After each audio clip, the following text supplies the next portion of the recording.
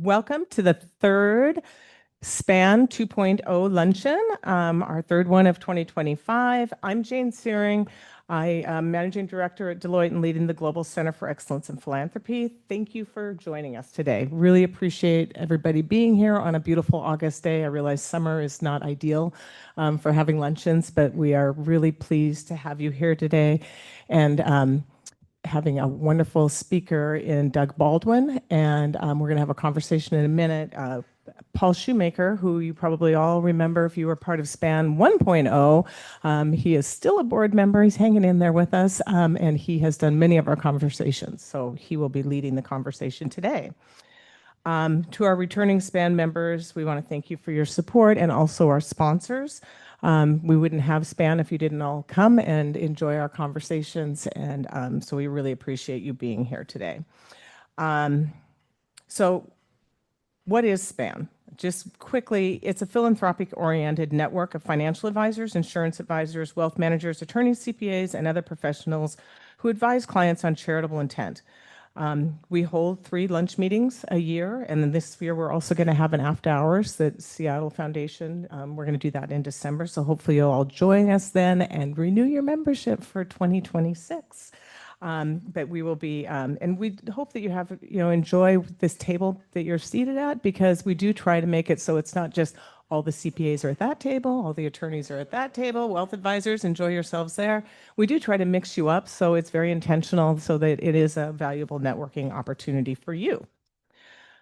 Okay, moving on. I want to thank the board, because without the board, we're an all-volunteer organization. We do have one administrative executive who helps us, but if you could raise your hands when I call your name. Paul, who you're going to all see. Raise your hand. Paul Shoemaker. Paul, pay attention. There you go. All right, thank you. Laura Huxer, who's with Hessel Fetterman. Where's Laura? Laura. Okay, there she is. Regina Bellotti, where's Regina? There she is. Okay, yeah, and for those of you who she has contacted, your shoulders will recover nicely from your, she's been our board member who's most active in recruiting both members and sponsors. Sarah Szabo from there's Sarah, she's with the Swedish Foundation. And then also Cindy Sherrick. Where's Cindy? There she is, Seattle Foundation. So thank you for the board members who do so much to plan this every single one. And then Sarah Hanley, who still may be out in the entryway, big thank you for her, because without, there he is, there's Sarah. Hi, Sarah. We really would not pull this all together without Sarah. So thank you, Sarah. We also want to thank our sponsors, Clark Nuber, my alumnus. Where are you, Clark Nuber? Thank you. U.S. Private Bank, Hessel Fetterman, Fulcrum Capital, and the Glazer Foundation, and the Swedish Foundation. So thank you for sponsoring, and we have sponsorship opportunities.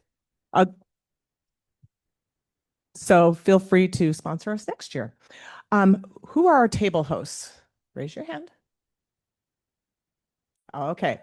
There is a cheat sheet if you need it, but sometimes you don't. So if you want that, you can use it for the conversation after the conversation at your table.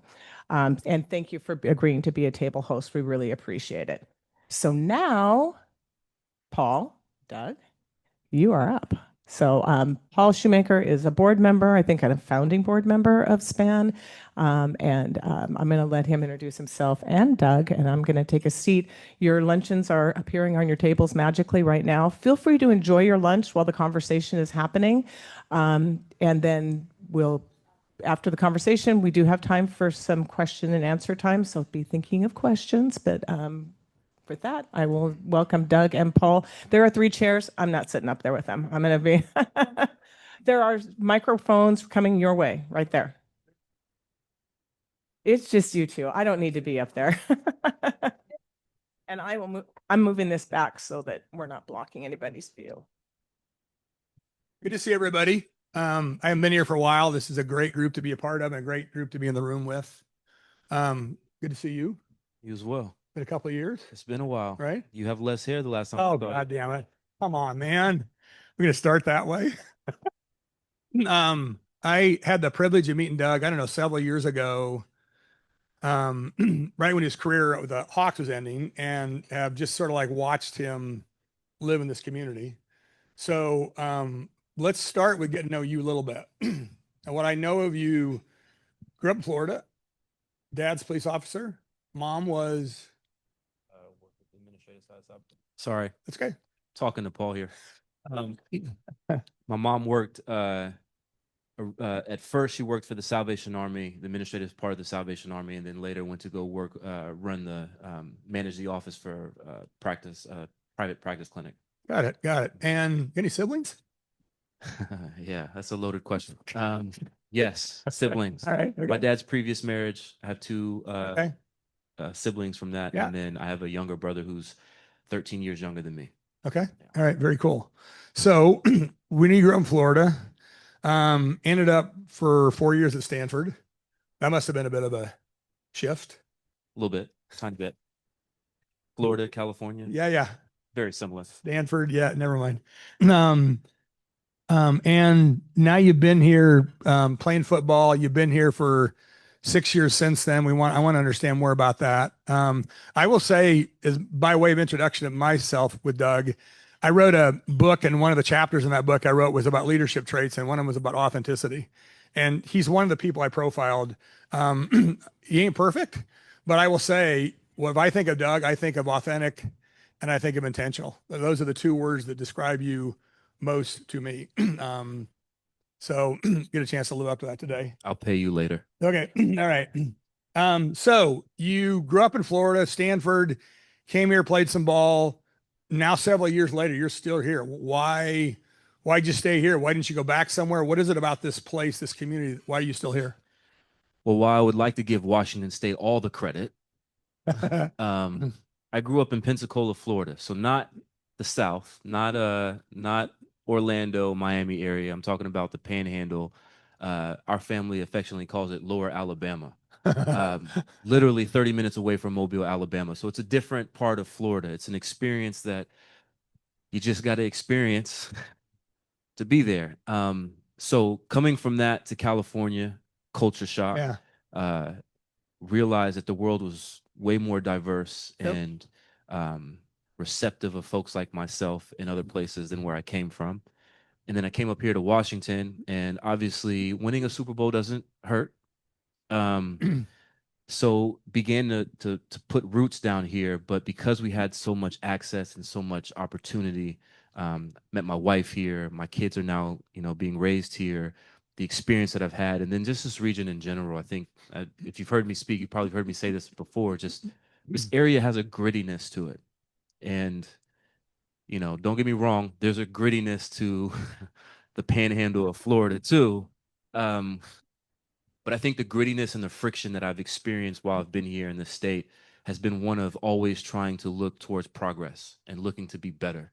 And as a competitor and as a lifelong student of life, I'm always trying to get better. And I appreciate that friction, and I appreciate other people who are willing to engage in that friction to create a better world.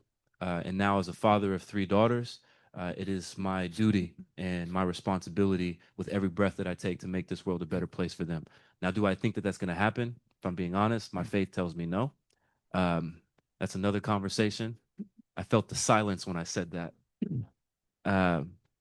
But with this oxygen that I'm breathing, I cherish it, and I recognize it as a gift. And so with every breath I take, I'm going to try to do the work that is necessary for my children to have a better future. So that's why we're here. So you met your wife here, right?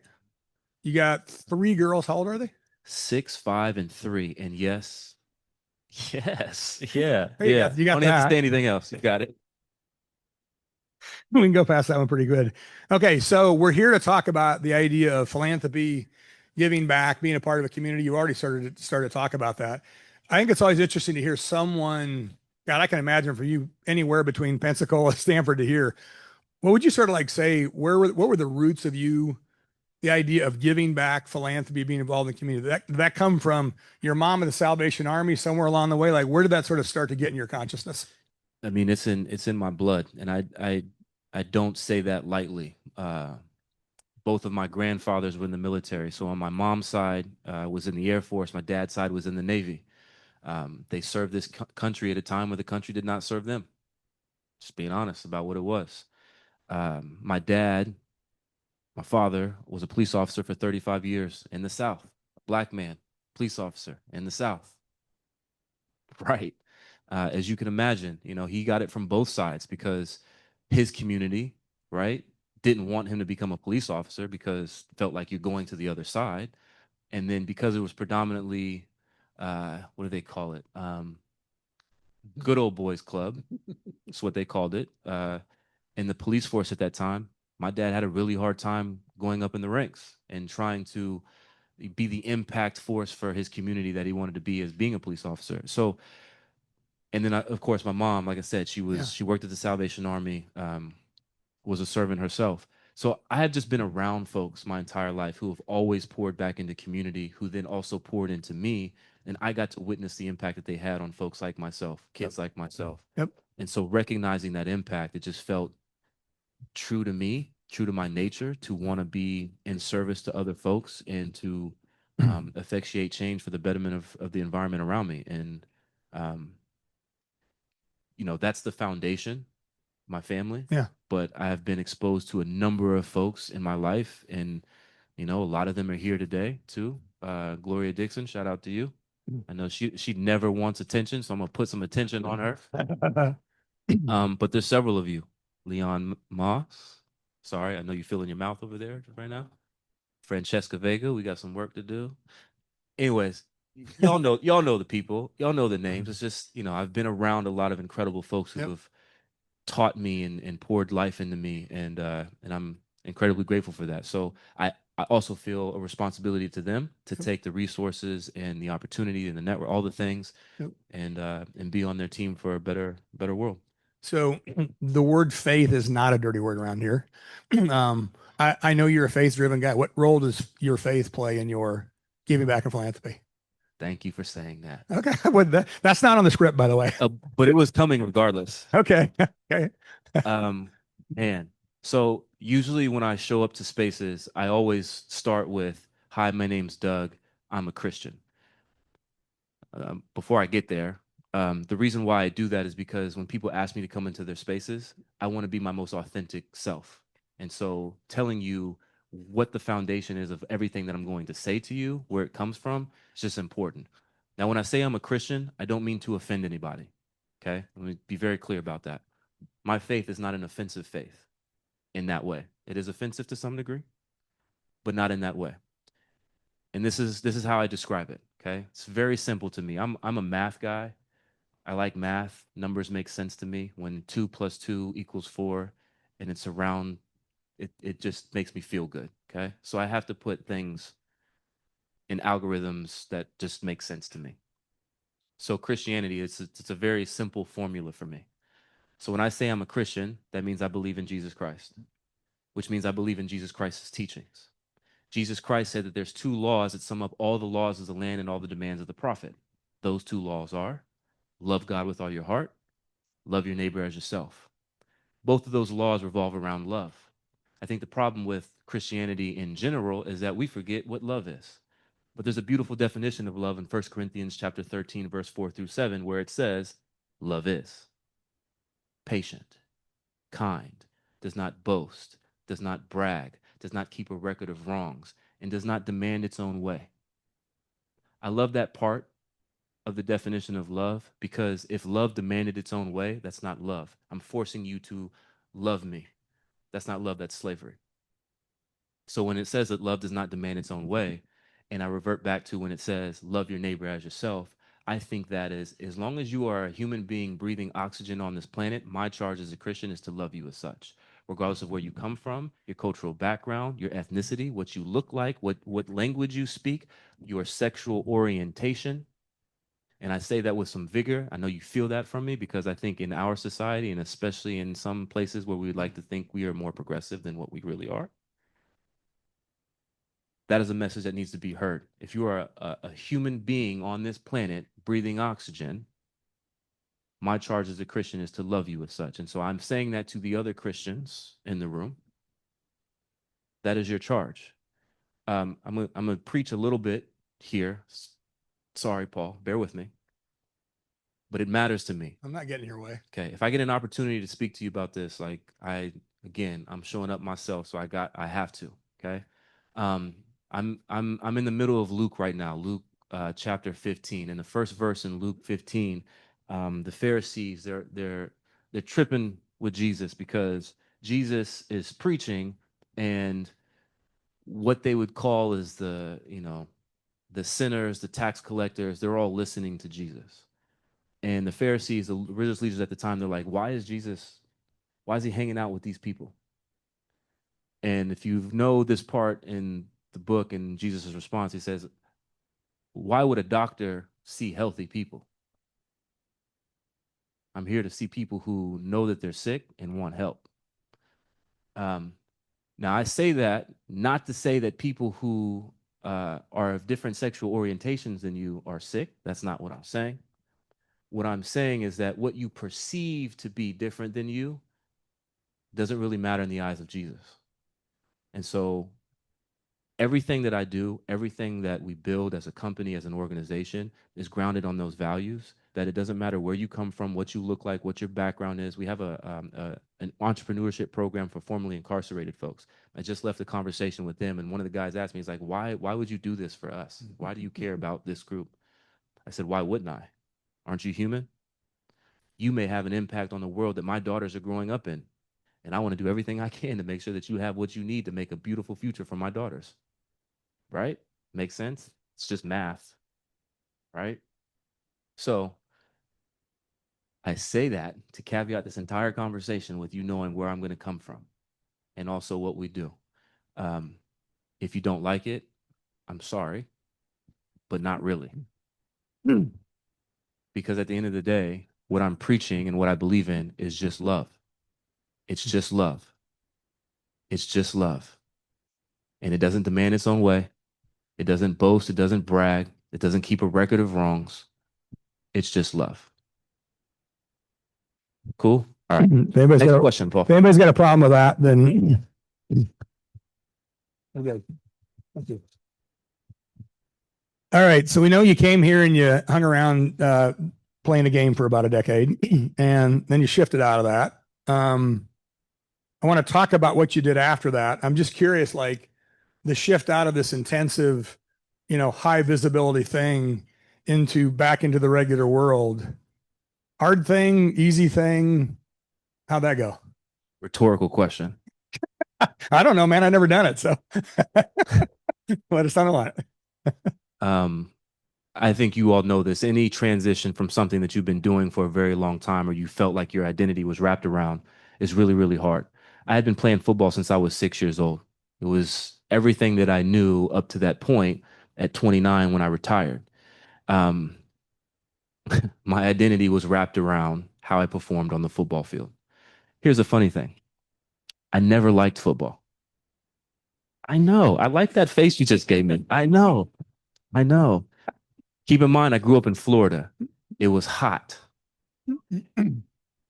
Nobody likes being out in the humid heat, right? If you know what I'm talking about, humid heat, it's like you go out, you take a shower, you get outside and it feels like you need to take a shower again. You know what I'm talking about. And then also it's football. Who likes getting hit? But let me caveat this too. I love my parents. Okay? But they grew up in an environment that was really hard and harsh on them. And then they brought that as parents to their children. Okay. My father being a police officer for 35 years in the South, went through a lot of shit and then brought that home. Okay. So I wasn't always in the most peaceful environment. Football was my vehicle to express myself and my desire to control my environment. So as you can imagine, I didn't like football, but how much that meant to me to feel safe to control my environment that propelled me all the way to the NFL. Okay. Since I've retired in 2019, I've probably watched, if you add up all the all the minutes, Yeah. I've probably watched 2 or 3 games. I don't like football. I really don't. It's a great sport. You learn a lot. It's just not interested in it. If I'm just being honest. Okay, what was your question again? I said, how'd you make the transition? You answered the question. Right. So my identity was wrapped around that. Yeah. And so removing myself from that. Yeah.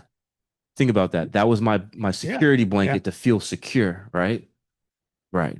And so without that, I felt unsafe. Yeah. And I remember the transition that happened for me when I recognized, like, okay, maybe something's off here. So when I retired, 3 days later, my first daughter was born. And somewhere along the process, I remember my wife and I were sitting in our living room. Our daughter was on the floor, and I'm looking at my daughter, and I just start crying. And I didn't really know why I was crying. Right? I know, big buff dude, played football. I know I'm not that buff. I'm not that big. I know, but I'm just saying. I'm just saying. You get the picture, right? Like crying, like not just like boo-hoo crying, and I don't even know why. And my wife looks up at me and she's like, "What's wrong? What's going on?" I was like, "I don't know." That was the beginning of my process into counseling to really unpack all of these things. And what I realized was that, again, football was not something I really cared about. It was just my security blanket. And so I'm sitting there now with my daughter, realizing that I have no control over a lot of the things that parents we love to have control over. And I'm feeling really unsafe. And I needed to find something that could give me that security and keep me grounded. Now, at the time, I was not as secure in my faith as I am now. Mhm. And so that's what I leaned onto. And that's why I'm now coming and speaking to you in the way that I do. But I will say that transition was very hard. I would say for the first 8 months, I was clinically depressed. I'm not a doctor, but I would venture to guess I was clinically depressed. But because I had incredible people around me, Yeah. my wife, my parents, my friends, my former teammates, just some incredible people that helped me navigate that place. Yep. And also speak life into me when I wasn't willing to see it for myself. And I don't want to be Debbie Downer here. Like, we all know everybody goes through trials and tribulations, and I'm very grateful for those trials and tribulations because they strengthened me to the point where I'm now able to sit here before you and share my testimony with you. So, and I'm trying to be a Debbie Downer about this, but what I'll say is it was a very real Yep. process for me to get through, and I'm grateful that I'm on the other side of it now. Awesome. So quick comment. The fact that you didn't like playing it, I'm kind of pissed. So hold on. But before you go there, I have to say this about Paul. Paul is a football fan. And Paul will text me about stuff that is going on with the Seahawks, and I'm just like, Paul, I have no idea. No, I realize you're now the wrong guy to ask. I do I do get that. But Super Bowl 49 was so damn close. If you'd actually liked it, we might have. Never mind. Let's don't go there. Let's don't do that. It's not my fault. It was not your fault. It was not your fault. We know that. All right. So I do know at some point in there, you started to get plugged into that thing on your t-shirt. The Family First Center in Renton. So tell us a little bit about how'd that come onto your radar? Where'd that come from? When did you dive into that work? I've sat in a few of those meetings with you. That's obviously a huge passion of your life, right? It is. You're not going to give yourself any credit, though, are you? Do that much. I help you write a business plan. Anyway, you had the passion. Where did you sort of like land on that? Where'd the inspiration for that come from? Mm-hmm. And then tell us a little bit about how that. I assume it was harder than you thought it would be. So where'd the inspiration come from, and how's the journey been? So, like I said, my mom worked at the administrative side of the Salvation Army. And the back end of that was my community center, which I grew up in, which was my second home. It was my saving grace. If it wasn't for that place and for the folks in there, I would not be here. It was everything to me. When I arrived here in 2011 in Renton, and we're not calling it Renton anymore. Renton. When I arrived here in Renton in 2011, I was near where the community center is now. So there, if you know that area, there's a main street called Petrovinsky. On one side of 116th is the old Cascade Shopping Village. On the other side is where Richard Sherman and I rented a house when we got here in 2011. In the old Cascade Shopping Village, there was this place called Mama's Teriyaki. The best teriyaki that I've ever tasted in my entire life, still to this day. Mama Twee was the lady who ran that place. So I'd go there all the time. And this was before I started playing football. So she didn't know who I was, right? And you guys know how this is. When people know that you're a Seahawk, they treat you differently, right? She didn't know I was a Seahawk. She treated me just like she treated everybody else who walked through those doors. And what I saw was that she really cared about community. So the kids who had nowhere else to go because there was no community center in that area, They would go to Mama's Teriyaki and just hang out. And I asked Mama Twee one day, I was like, what are these kids doing here? And she said they had no place to go. They're just here. Sometimes they eat, sometimes they don't. They do their homework, but they're not bothering her. But it's a safe place for them to be. And so that's when I thought, man, where's the nearest community center? So I asked one of the kids, I was like, hey, where's the nearest basketball gym? I want to go play basketball. And the answer, I don't remember a specific answer, but it was further than I had wanted it to be. Somehow at that point, then I was like, let me go talk to the mayor of Renton and say, I don't know how it happened, but I do know how it happened. I got in contact with the then mayor, Dennis Law of Renton. They had done, so that area of Renton was annexed to the city in 2008. It was underinvested, no services, just underutilized, all the things. They had already done a community assessment at that time. There was three things. The top three things on that community assessment were a community gathering space, a recreational space for kids, and then a health clinic. Paul and I don't know how Paul and I got connected at this point. I think it was through. That's right. Dang. Through a philanthropic advisor. Interesting. Okay. Interesting. Dang. I never Talk think. after this. Yes. Okay. Paul and I got connected, and I shared with him this idea.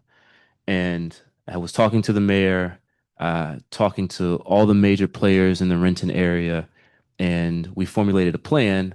But me, as an athlete who had never done anything like this before, was like, yo, I need some help.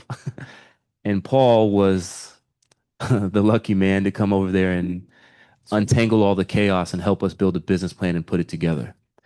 We have now been open for 2 years. We are proudly serving over 14,500 unique individual members monthly. And the entire place is free.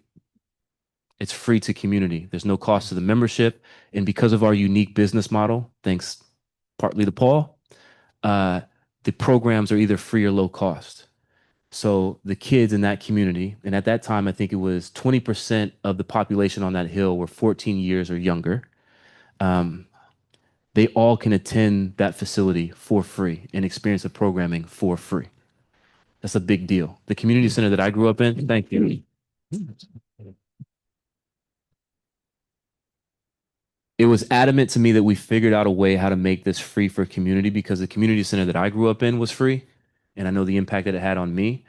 And I also know just the trajectory of the YMCA's and Boys and Girls Club. No offense to anybody who's in here or supports them. We all have a role to play in the greater betterment of our society, but I wanted our facility to be free. And so we've been able to do that up to this point. It's been 2 years, and we're, knock on wood, we're doing pretty well. Got to keep raising money. Well, my hope is that we don't have to raise money in the near future. Okay. All right. You got a plan. Are you getting to Vault 89 yet? Hang on. Let me ask you one more question before that. All right. I'll do 2 more questions, and then we'll get to Q&As. So you pointed to a few people around the room. I know you work with Leanne and the Renton Community Foundation. So there's a room full of philanthropic wealth advisors. Like, what role did those kinds of folks play in this equation for you? Folks in the philanthropic wealth advising role in the community, how did you connect to them, and what role do they play, and how you built the place? So, like I said, I don't like football, but I love basketball. Basketball was my first love. I'm terrible at it. Just being honest, I'm slowly getting better. You got a ways to go. I do. I got a long ways to go. Dang, Paul. Oh, we were friends. I love basketball, and I love basketball because it's a team sport, but it's only 5 people on the court together. So you get this intimate engagement and relationship on the court. You all, I would equate to as the point guards in that equation, right? You don't necessarily do all the scoring. You don't necessarily are the defensive ace, but what you are good at is setting other people up and other organizations up to do the work that they're capable of doing. That's the role that you play. Leanne Moss, Gloria, I know you all know this because I try to tell you on a consistent basis how much I appreciate you all. But the work that we are able to do would not be doable if it wasn't for you all and for your leadership and for your organizations. And you all are the point guards. You pass me the rock so that now I'm able to go and serve community in the way that's beneficial to the communities that we serve. And I'm very grateful for that. And so I just want to highlight that you all play that role. And let me back up. As a person who's been on team sports my entire life, if you've heard me talk, you've heard me say this, so just bear with me. A little shameless self-promotion here. So again, I've been playing football since I was 6 years old. Bro, so from 6 years old to 14 years old, my little league team won every city championship except for two. Salvation Army Tigers. You think I'm joking? Look us up. When I got to high school and we got to play, that was one of the high school's best years in our high school's history. Went to Stanford. I don't know if you know this guy named Jim Harbaugh. He's an asshole. When he let me play my senior year, not saying it's because of me, but we went to the Orange Bowl and beat up on Virginia Tech, right? Then I come here with the Seahawks, win one Super Bowl, should have won another one. That's another conversation. Paul, it's a different conversation, Paul. Not going there. When I say that, I'm not saying that I'm the reason why we won. That's not what I'm saying. What I'm saying is that I've been blessed with an opportunity to be exposed to and experience what championship winning culture looks like. And what I know to be true about championship winning culture is that each individual within the team recognizes that they have a role to play, and they take that role very seriously. And the other people in that team recognize that that role is just as valuable and just as important as their role. Nobody is more important than the other person. I know in today's society, we think that the quarterback matters. No, they don't. She got it. She got it. Oh, I get it. I know you do, Paul. I know you do. If the left tackle doesn't do his job, that means the left guard can't do his job, which means the center can't do his job, which means the quarterback can't do his job. When the quarterback sits there in the perfect pocket and throws a ball to that number 89 on a clean route and scores a touchdown, the quarterback gets all the accolades, but the quarterback can't do shit if it wasn't for everybody else on the field doing their job. If it wasn't for the scouts that scouted that team the weeks prior to make sure that we had the information before we went out there and prepared for the team, right? The scout team players who nobody knows about, who are practicing just as hard, if not harder than the starters every week to give them a look so that they can go out there and make it easy on game day. Everybody has a role to play. Everybody has a role to play. Everybody has a role to play. And if we want to do something special, you got to take your role seriously. That means if you're a point guard, pass the rock, get somebody open, set somebody else up for success. And then if you get that rock, go score it. Go do what you do and make it a team atmosphere and environment so that we do this collectively. Because if we want to do it collectively, we have to do it as a team. And if we want to do it special, if you want to go win a championship, then you got to care about the people on the team and you got to take your role seriously. So I say that all to say, if that is your role, take your role seriously. All right, I got one more question, then I'm going to open it up to folks here. So you run this thing called Vault 89. And there's no space between the vault and the 89. I'm aware of that. Okay. All I right. don't know where 89 came from, but I know that I do understand the name of the place. The mission says, working together to bring forth empathic solutions to complex challenges, social impact enterprise and a social impact firm. You're a problem solving. That's not the mission, Paul. No, but it describes you. I just think the way you guys describe it is interesting. You're a problem solving organization guided by your values and driven by a sincere desire to build a better, brighter future for the generations that come after us. So that's kind of a unique aspiration. So talk to us about how Vault 89 came to be. Why do you have these three parts and what role is it playing in your life now? Those are, okay, you said one question. Those are multiple parts. How did it multiple be, questions? and sort of what role does it play in your philanthropy now? Okay. All right. I'll try to answer Paul's question here. As early as I can remember, I had been playing with Legos. I love Legos. I still play to this day. I excuse it as I'm playing with my kids, but really, I like playing Legos. I'm a builder. I'm a creator. I love building. I've been in teams all my life. Again, I didn't like football, so you'll laugh at this. I'm sure y'all know the game Madden, right? You've heard the game Madden. Here's the funny thing. I never played the actual football game part of Madden, but what I would do is I'd play the franchise mode and I would build teams. And I would take the teams that were, nobody really liked them at the time. I would deconstruct them and then I would rebuild them with players who were not highly touted, undrafted, who were in the wrong positions, and then you would move them to the right position and they would excel. I loved that stuff, right? And so I always knew that I wanted to play in that space when I was done playing football. And I didn't know what it would look like. Like, was I going to be a master builder at Legos? I don't know. Business, and specifically social entrepreneurship, was a vehicle for me to use those skills and my passion to create a better environment around me. Um, Obviously was exposed to it through the community center process, which by the way was a 10-year process to open our doors. So when Paul said the challenges, yeah, 10 years from inception of the idea to opening our doors to community. Through that process, I realized like, oh, this is a lot of fun. Let me see if there's something else in here that I could play with. I'm not sure if you're familiar with this company called Strix Leviathan. There's actually a founder in this area, Jesse Proudman, good friend of mine, introduced me to Jesse. Jesse then held my hand as he invested in this, or he built this company and showed me the ropes as he's building this company. I invested in it, got a great return. This was early teens in the 2000s. Cryptocurrency platform. Think about that, right? Before cryptocurrency became mainstream like it is now. He was building a platform for institutional investors to then invest in crypto. I invested in that platform. It's a pretty good return. Not mad about it, which got me really excited. Like, man, can we do this again? But not just do it for my own pockets. Can we do this in a way that it impacts community for the betterment? That's where the idea for Vault 89 came into play. If I'm being honest, I had no idea what I was doing. Still don't.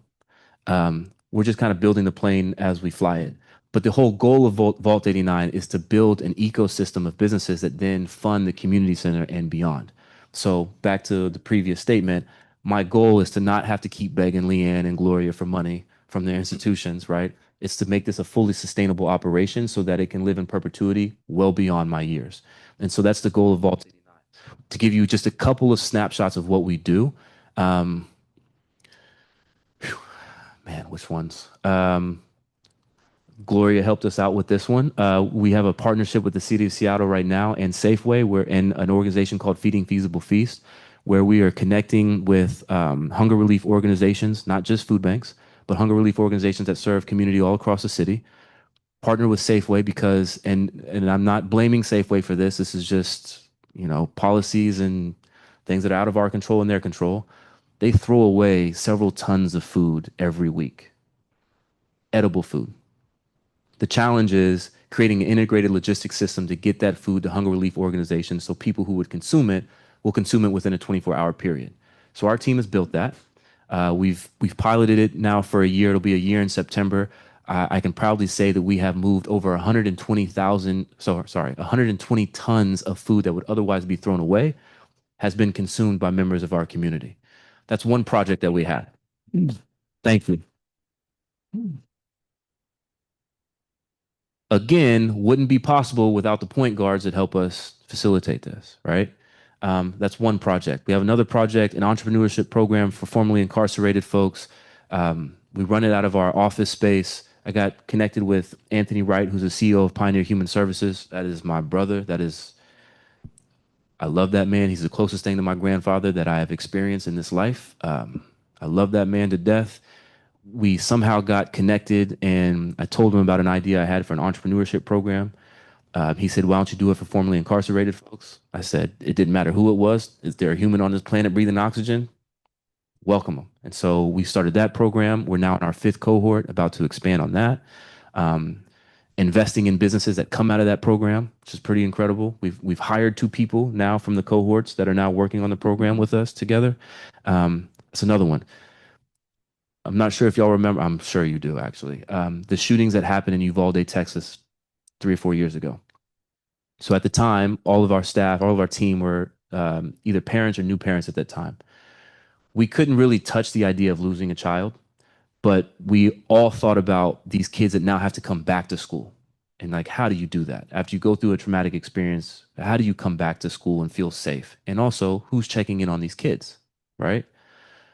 I stole an idea from the Seahawks. And when we would come into the Seahawks facility, there was an iPad on the wall and it asked you several questions like, how are you feeling today? Rate your soreness level, rate your hydration level. And basically, they were aggregating that data to then get us to peak performance on Sunday. So I said, why don't we take that same idea when students come into school? Let's ask them 3 questions. How are you doing today? Did you eat today? How was sleep last night? Very surface level questions, so we stay out of any liability issues, but questions that get to deeper problems that then as we aggregate this data and display it to the teachers, the counselors, administrative staff as a whole, they will see how their student body is doing in real time and are better informed to make better decisions for their students. That's another project. We've piloted that for 2 years now. We got the data back on what we wanted to, how we want to iterate on that. I have a meeting on the 18th. We're going to move that forward, and that's going to be hopefully a national program, and it's going to be free because it needs to be, and it should be.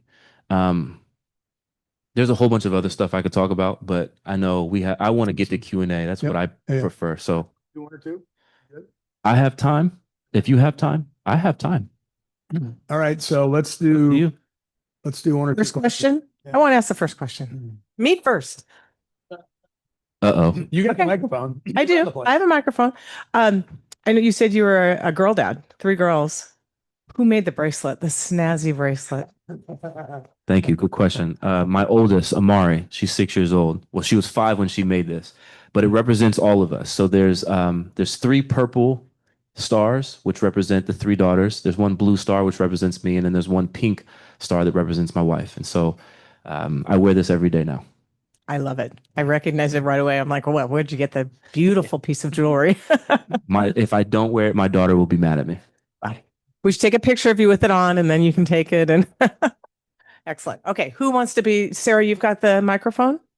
Who wants to be the second question? And I promise I don't bite. Thank you, guys. My name is Bree Rose. I work with Nova Chief of Staff. Yes, we'll connect.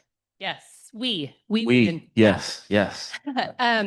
So I am also on a personal mission around building community and connection around Seattle. I was just alarmed to hear you say it took 10 years to get this community center up and going. If it takes someone like you 10 years, and we are in such this time of need for community and connection, especially for children. I have a 16 and 10-year-old as well. How can we possibly speed this up and have more impact? Did you have any advice or conversations around that when you went to the mayor and had these conversations about the community center? It's a great question. And I feel your urgency, especially as a father of 3 daughters. I feel your urgency. But what I would say is that when troubles of any kind come your way, consider it pure joy because you know that your faith is being tested and your endurance has a chance to grow, so let it grow. Yeah, it took us 10 years. And we had to build up the endurance throughout that process. What I will say is that we learned some really critical and valuable lessons in those 10 years that then now we're applying to serving the 14,500 people that we get to see on a monthly basis. So while, yes, I would love for it to happen faster, there's a lot of nuance to it. And I know you know this. It was a very unique public-private partnership and bringing so many different people to the table. It was the school district, the city. As I said, we have a health clinic in there. So Health Point was a partner in that. And insurance companies, and I apologize if anybody's related to insurance companies in here, they make it challenging. And so all the lawyers and shout out to our lawyers, all the people that took part in building that, right? I'll say this. When we looked out in the world to see of any model that was replicating what we were doing, we didn't find one. And so it was new. And so we had to build it from the ground up, so just again, a little shameless self-promotion here. There's no facility in the state that we know of at that point, and none in the country at that point that we knew of, that had a recreational facility for kids, that had a community gathering space like a demo kitchen for healthy eating, healthy cooking classes, and also a health clinic that was serving all ages. And when I say a health clinic, I mean a health clinic that's doing general health, behavioral health, and dental for all ages. There's no other facility in the country that we could find that was doing that. And so we had to put all these pieces together, on the fly. I'll say this though, the urgency that you feel is just people related. So all of you in the room, again, have a role to play. If we want to replicate it and if we want to do it faster, all of you have a role to play. And so it's really just galvanizing community and people to understand the impact that their role can play in the bigger picture, and then having them realize that like we need you to play that role, and then for them to show up consistently in the 10 years that it may take to do something like that. Um, it's just people, and people have to be motivated. And I can inspire you, but the motivation, the intrinsic motivation has to come from you. So Thank you feel what I'm saying? Another question, Sarah, do you have somebody else have a question? I have a follow-on to your answer though. Have you or anybody in your team written down your lessons learned, the roadmap for how you got from day 1 to year 10 and opening the doors? Have you, our last guests that we had in our previous conversation, they had written this document of the lessons learned. You know, they had a foundation, they created it, and then they shut it down, and they actually published a document that was a roadmap of how that worked. I just wondered if you've ever considered that. We are writing new things down on that document every day. Awesome. Yes. There's a lot, man, there's a lot of lessons learned. One of them was that we called ourselves a foundation at the beginning, which then people thought that we were giving out money. It's like, no, no, no, no, no. We need the money, you know? So Thank you. so there's a lot of lessons. And again, it's the first time ever doing anything like this. And I didn't have ChatGPT at the time to tell me what to do. So, you know, it was all a new experience. Grateful that I had Paul and all the other folks who helped us, but it was a process. And so yes, we have a document. It's not a formal pretty document, but we have all the listings of all the lessons that we can remember and that we remembered at that time. And we still utilize it to this day. There's some things that we're like, oh, why did we do that? That was, you know, we're learning our lessons. I should say. Yeah. That's wonderful. You got one more question? Anybody got one Fran. more to bring us home?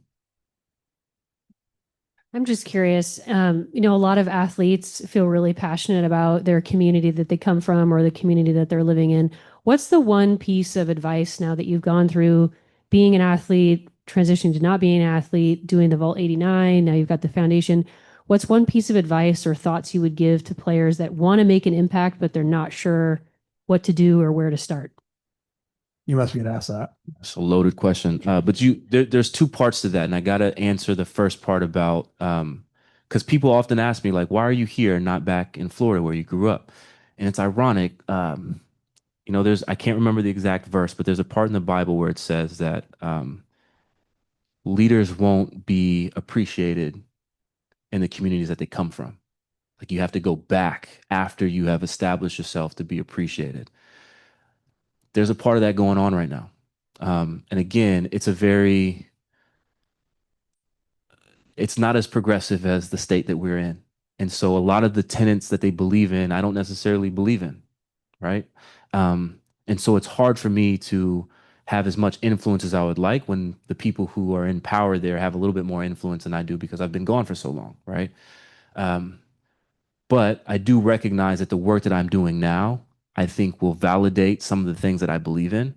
And when I come back to them and say, hey, this is how you should run a community center, or this is how you should run a social enterprise, or this is how you should set up this structure, we're getting to the point now where they're starting to listen. So much so where we're on the verge of investing in a new community center down there.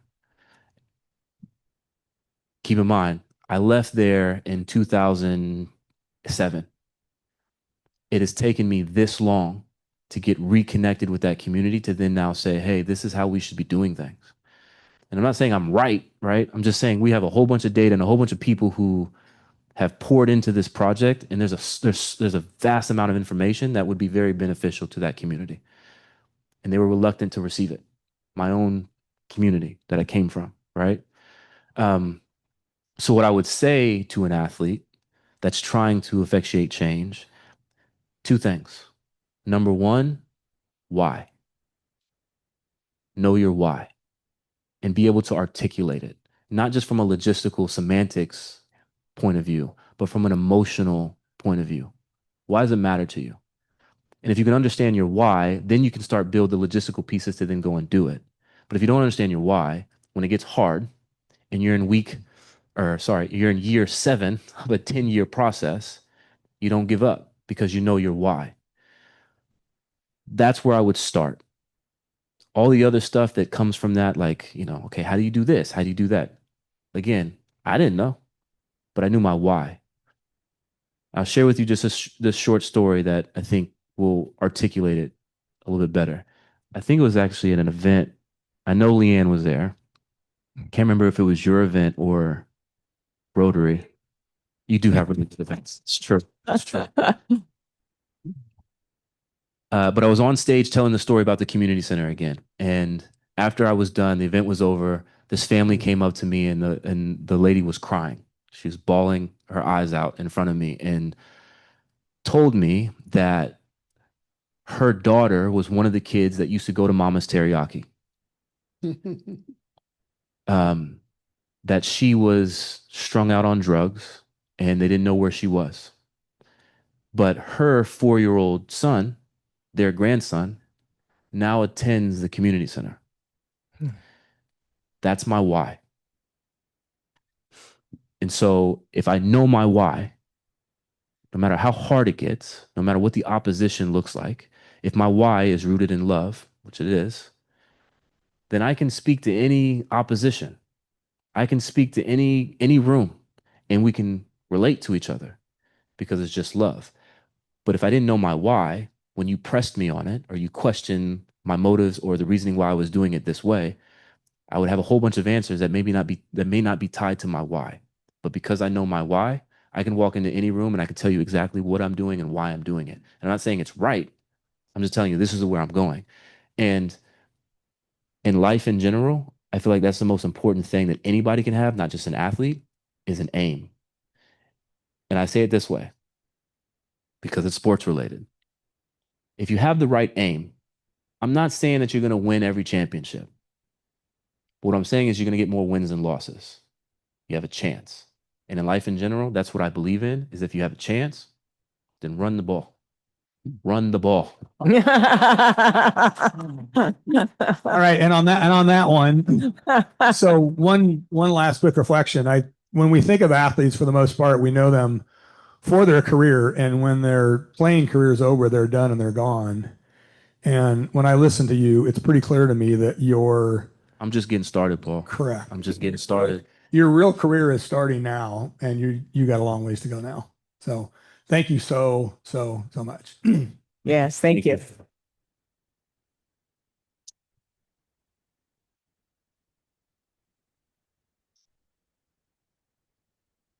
Thank you, Doug, and thank you, Paul. You can enjoy your lunch now. We're going to have about 15, 20 minutes of table conversations, and now Doug gets to do what he loves instead of football. Again, table hosts, raise your hands so everybody knows who's starting the conversation. Everybody introduce yourself to all your friends at your table, and then we'll have a conversation, and then I'll let you all go before the 1:30 mark so that you're out of here to go back to work. Okay, thank you. Hey, everyone. Everybody's having great conversations, I can tell. Very few people have left the room, so thank you for staying clear to the end. We really appreciate it. I want to wrap up by thanking Doug and Paul. I feel like this was one of our best conversations.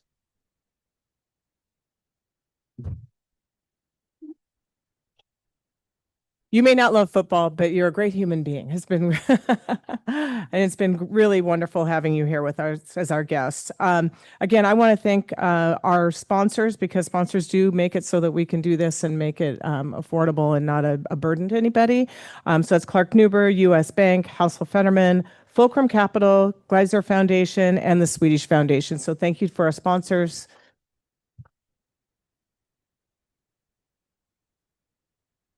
We are going to have one more event before the end of the year on December 4th between 4 and 6. Happy hour. Yes. Okay. I knew you were my people. It will be at the Seattle Foundation. And so look for a survey at the end, because we always do want your feedback on how we're doing. And look for an invitation. You will have to register. You always, even though you're a member, you have to register for every event. We either need to know what you want to eat or how many are going to be there. So it's really helpful if you will RSVP and register for each event.